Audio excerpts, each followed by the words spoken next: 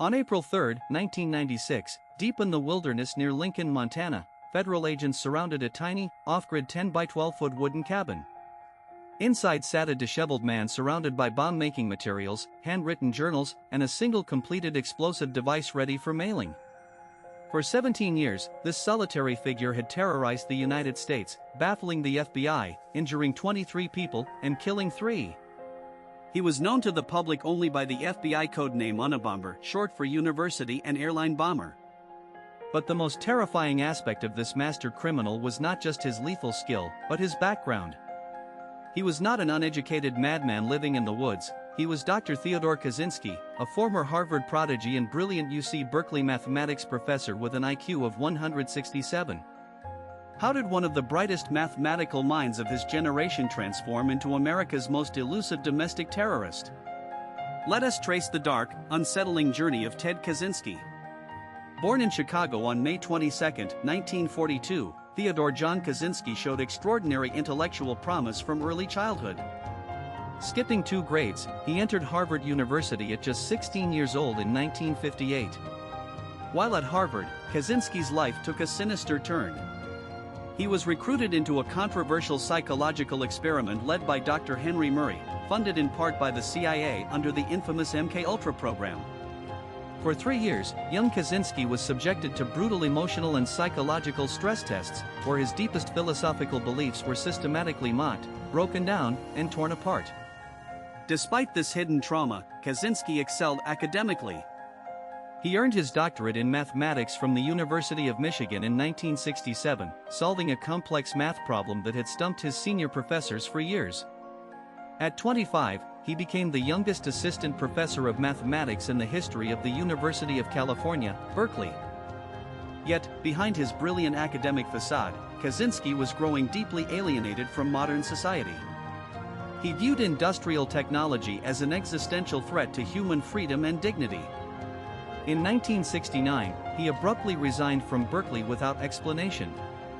By 1971, he had retreated to a remote piece of land near Lincoln, Montana. Living without electricity, running water, or plumbing, Kaczynski attempted to become completely self-sufficient. But as surrounding logging and industrial development encroached on his wilderness sanctuary, his resentment turned into a deadly crusade against modern industrial society. The Campaign of Terror began quietly on May 25, 1978. A package was found in a parking lot at the University of Illinois at Chicago, addressed to materials engineering professor at Northwestern University. Sent back to its return address, it exploded when opened by campus police officer Terry Marker, causing minor injuries. Kaczynski was just getting started. Over the next 17 years, he meticulously constructed 16 homemade explosive devices, each handcrafted with intricate wooden components and stamped with the initials FC, standing for Freedom Club. In November 1979, Kaczynski escalated dramatically by placing a bomb on the cargo hold of American Airlines Flight 444.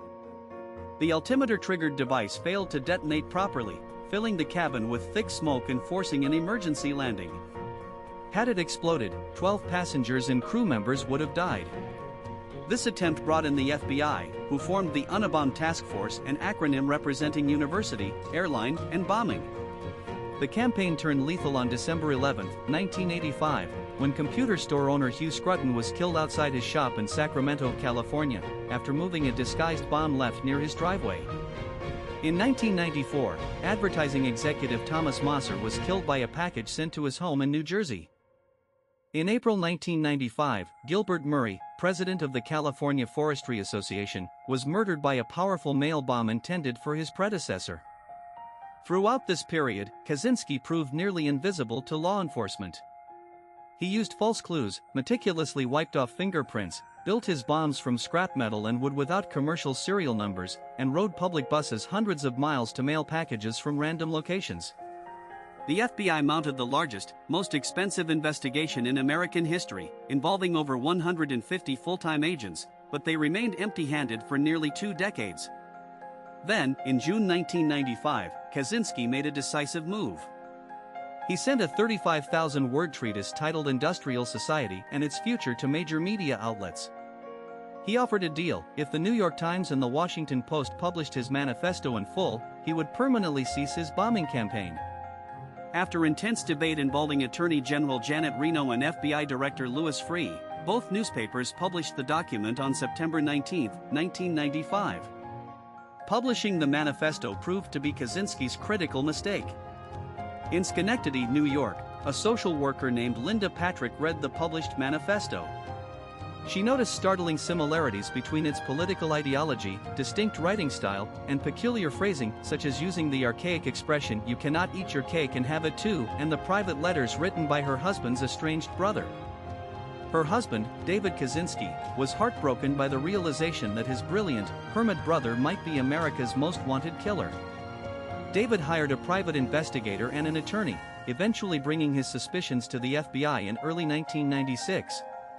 FBI linguist James R. Fitzgerald performed forensic linguistic analysis, comparing Kaczynski's early essays provided by David to the manifesto, finding overwhelming stylistic matches. On April 3, 1996, federal agents moved on the tiny Montana cabin, arresting Kaczynski without a fight. Inside the cabin, investigators found a treasure trove of evidence: 40,000 handwritten journal pages detailing his crimes, bomb-making equipment, live explosives, and the original typed manuscript of the manifesto. Yet, despite the clear evidence, intense debates emerged regarding Kaczynski's motivations and sanity. Defense attorneys argued that Kaczynski suffered from paranoid schizophrenia, pointing to his extreme isolation and intense paranoia. Kaczynski fiercely rejected any mental illness defense, despising the idea of being labeled insane because he believed it would invalidate his radical anti-technology philosophy. Scholars and historians also debated the role of the CIA's MKUltra program at Harvard. Some argue that the severe psychological trauma inflicted on a vulnerable 16-year-old Kaczynski fundamentally warped his psyche, acting as a catalyst for his future violence. Others maintain that while the experiments were abusive, Kaczynski's decision to murder innocent people was a calculated ideological choice for which he was fully morally and legally responsible. To avoid a public trial and prevent his lawyers from presenting a mental insanity defense, Ted Kaczynski entered a guilty plea on January 22, 1998, to all federal charges. He was sentenced to 8 consecutive life terms without the possibility of parole. He spent decades in maximum security isolation at ADX Florence in Colorado alongside some of the world's most dangerous criminals, continuing to write articles and correspond with supporters until his transfer to a federal medical facility in North Carolina. On June 10, 2023, Ted Kaczynski died by suicide in his prison cell at the age of 81, bringing a final end to a dark chapter in American history. His life remains a chilling psychological anomaly, a story of how extreme intelligence, untreated trauma, and radical ideology converged to produce one of the deadliest lone wolf terrorists in modern memory. His manifesto continues to be debated in academic and fringe circles, serving as a stark warning about the dark intersections of technological alienation and extreme ideology. What do you think drove Ted Kaczynski down this destructive path? Was it psychological trauma or radical conviction? Let us know your thoughts in the comments below. If you found this documentary compelling, please hit the like button and subscribe to the channel for more deep dives into history and true crime.